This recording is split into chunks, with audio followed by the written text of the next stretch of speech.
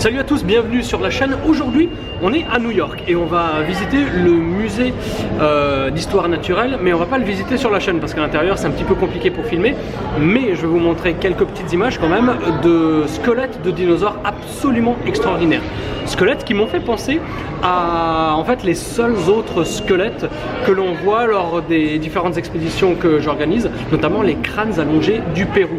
Et c'est la vidéo que je vais partager avec vous aujourd'hui. On va voir ces crânes allongés, on va voir à quoi ils ressemblent, de quoi ils sont faits, et surtout, moi c'est plutôt par rapport à la surprise que ça constitue, les explications des guides locaux, en fait des vrais guides traditionnels, on va dire traditionnels, académiques, qui vont expliquer tout simplement que certains de ces crânes, pas tous, parce qu'il y a des traces de trépanation, enfin il y a pas mal d'éléments qui effectivement légitiment les crânes allongés. Par contre, il y en a d'autres pour lesquels les guides normaux, entre guillemets, expliquent tout simplement que ce sont des extraterrestres. Donc c'est un truc un petit peu bizarre avec lequel, en toute franchise, j'ai un petit peu de mal, mais en tout cas je pense que c'est quelque chose d'intéressant et d'enrichissant à partager avec vous sur la chaîne. Et pour ceux qui vont me rejoindre très bientôt au Pérou et ceux qui veulent encore s'inscrire pour le mois d'octobre, pardon, eh bien le musée que vous allez voir et les crânes que vous allez voir dans cette vidéo seront au programme. Donc sans plus attendre, on va rentrer dans le vif du sujet avec les crânes allongés. Et pour certains, moi j'ai un petit peu de mal, je le répète, avec ça, des crânes extraterrestres. Allez, c'est parti.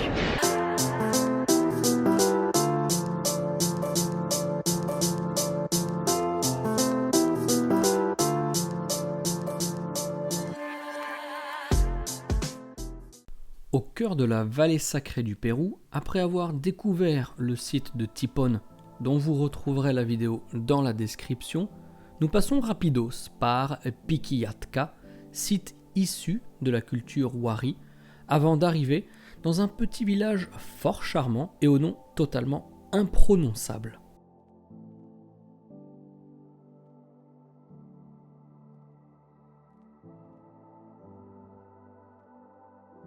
Nous sommes à Andahuyalías.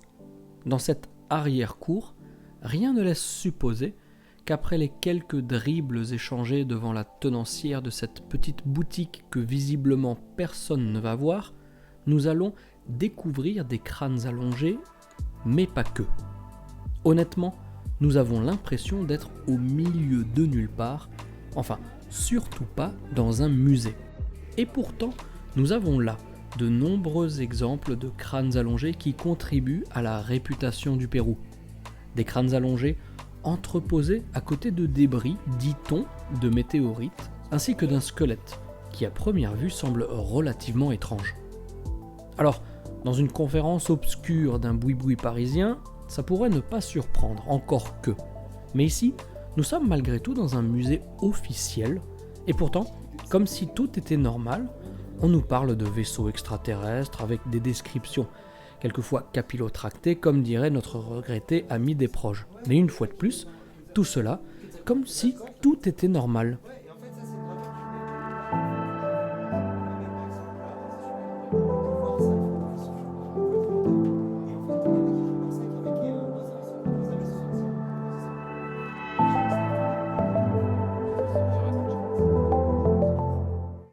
Paramètres et une large stabilité des facteurs. Il respire de l'oxygène sans au sommet de lequel... la montagne. Normalement, la déformation crânienne, c'est naturel. N'était pas déformé quand il était bébé. Donc, les dents, par exemple, dans l'adulte. C'est ce que sont dit les anthropologues. C'est un anthropologue qui crée ce petit musée. Donc plusieurs expéditions des anthropologues sont venus ici pour étudier. De la momie se trouve un fœtus. C'est un fœtus, c'est un bébé. Ok. Humain? Non. C'est un fœtus extraterrestre. Donc ça vous dites que c'est pas un humain? Non, c'est pas un humain. Ah non, celui-là c'est extraterrestre. Regardez la différence avec un humain. C'est un métis. C'est un métis. Ici, regardez par la déformation crânienne, c'est fait comme ça. C'est beaucoup plus élargi. Large. Il n'y a pas de division. En tout cas, pour les questions, c'était comme ça. Peut-être c'était à cause de la déformation crânienne. Ici, par exemple, les Incas, ils ont pratiqué 4 trépanations crâniennes. 4 fois. 4 fois, ils ont fait leur trépanation crânienne. Les blocs, les pierres que vous voyez là sont des météorites. On appelle Siwai. L'anthropologue qui administre ce musée, il a dit alors, fréquemment dans cet endroit, les météorites se tombent. C'est la raison pour laquelle les Incas, ils ont utilisé les météorites aussi comme outil pour fabriquer des... Le météorite, c'est une roche médicinale. Le météorite, c'est une roche médicinale. Par exemple, si quelqu'un a épilepsie, tout de suite, quelqu'un de la famille, il va mener une roche météorite pour faire rougir, et l'eau de la roche, il va... Par contre, le crâne Inca, c'est ici. Regardez la différence. Le crâne de la région andine ou des Incas, c'était toujours été divisé. Normalement, le front, c'est une seule. Oui. Il n'y a pas de division. En tout cas, pour les Quechua, c'était comme ça. Peut-être c'était à cause de la déformation crânienne. Ici, par exemple, les Incas, ils ont pas... C'est pas naturel, celui-là. C'est une alliage avec le quartz. Le météorite avec le quartz. On ne sait pas comment il a été fait. Et puis, c'est un armement. C'est une arme. Comme les Japonais. Oui, c'est un arme. Un météorite. Hein. Regardez comment a été fait. Ça symbolise un H et aussi une étoile. C'est une météorite. On ne sait pas quel matériel a été utilisé pour élaborer, pour tailler le météorite. Le météorite, c'est la 12e roche la plus dure qu'on peut trouver, après le diamant. C'est-à-dire, pour tailler le météorite, les Quechua, ils ont utilisé le diamant. Oui. Ce Viracocha là, ce n'est pas un fœtus là. C'est un dieu Viracocha.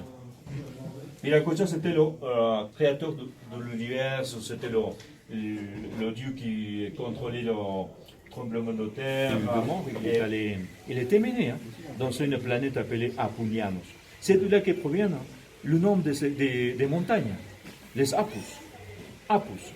Donc j'ai lu plusieurs fois ce livre, donc c'était incroyable.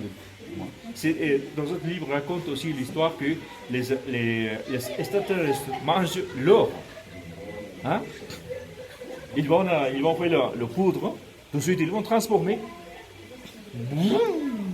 Ils sortent l'or, ils vont partir.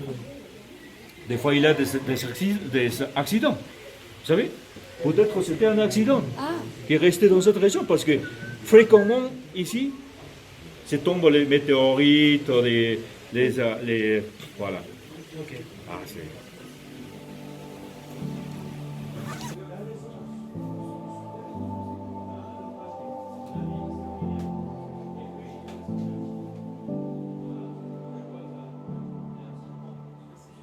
Celui-là, c'est véridique. Véridique? Ah oui, ça a été étudié plusieurs années, ça. 10 ans, 15 ans. C'est étudié, ça. Oui. C'est véridique, c'est pas. Ils sont venus des Américains. Il y a 4 dans le monde. En Égypte, en Amérique, on a ici, et puis l'autre, c'est en Angleterre, je pense. Oui, en Angleterre. Il y a 4 extraterrestres ici. Et tout ce qui a été l'extraterrestre qui a été trouvé en Amérique, c'est véridique. Donc sont les mêmes anthropologues qui sont venus ici pour étudier. Hein. Est-ce que c'est possible qu'ils aient aidé les Incas pour faire certaines choses? Je pense qu'ils ont fait le contact direct, donc les extraterrestres ils ont donné quelques techniques au niveau d'architecture. Donc l'anthropologue, il a dit un jour, il a raconté que certainement la ville de Cusco a été construite en berce. En berce, c'est-à-dire normalement la fondation on commence de droite à gauche, n'est-ce pas? Donc dans quel son est-ce que va tourner la Terre? La Terre va tourner de droit comme ça. Il fait comme ça, toujours. C'est pas comme ça. Donc les Incas, quand ils ont commencé à construire la ville Puma, et les autres centres administratifs, ils ont commencé à construire la ville du gauche à droite.